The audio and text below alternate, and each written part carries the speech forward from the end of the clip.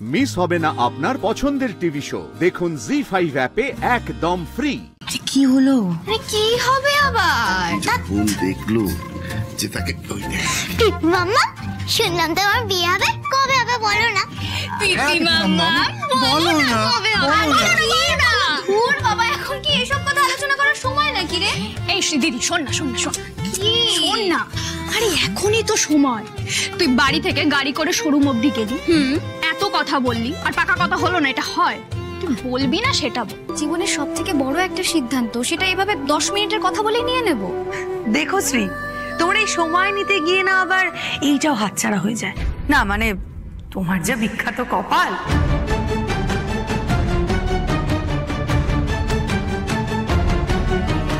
বৌদি, আমি বলি কি, আমার জীবনের এই সিদ্ধান্ততে তুমি মাথা ঘামিও না। আর একটা কথা, আমি কিন্তু এখনো অব্দি না বলিনি, তবে হ্যাঁও বলিনি। না কি হয়েছে রাজ বাবা?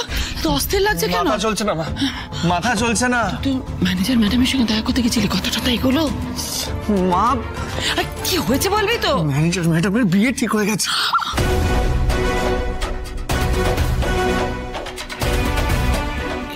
কি বলছিস রে?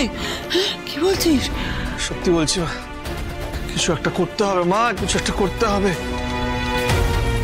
তোমার রাজ বাবা ভালোবাসার এই রেসে হারবে না, কিছু তো আমি করবোই মা। এইসব ছাড়ো মা, তুমি তাড়াতাড়ি চাটা বানিয়ে আনো, যাও মা যাও, আমাকে ভাবতে দাও। ম্যানেজার ম্যাডামের বিয়ে ঠিক হয়ে গেল? হ্যাঁ, আমার এটিএম বৌমা হাতছাড়া হয়ে গেল।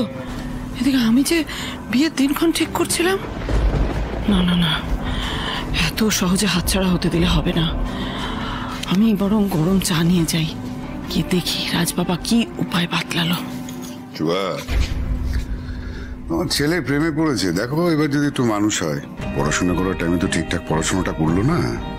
তবে একটা কথা, প্রেমে পড়ে বেশি স্বপ্ন না দেখাই ভালো। শেষে কিন্তু আমার মতো বোতল না ধরতে হয়। হ্যাঁ,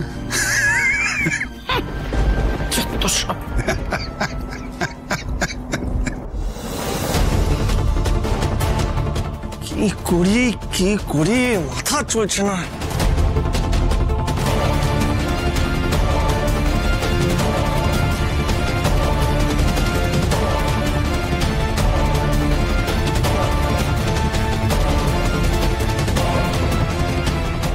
রাজবাবা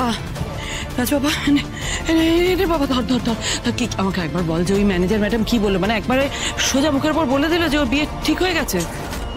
মা দাঁড়াও, দেখো মা, আশা এখনো শেষ হয়ে যায়নি, কারণ ম্যানেজার ম্যাডামের বিয়েটা ফাইনাল হয়নি, বুঝলে তো?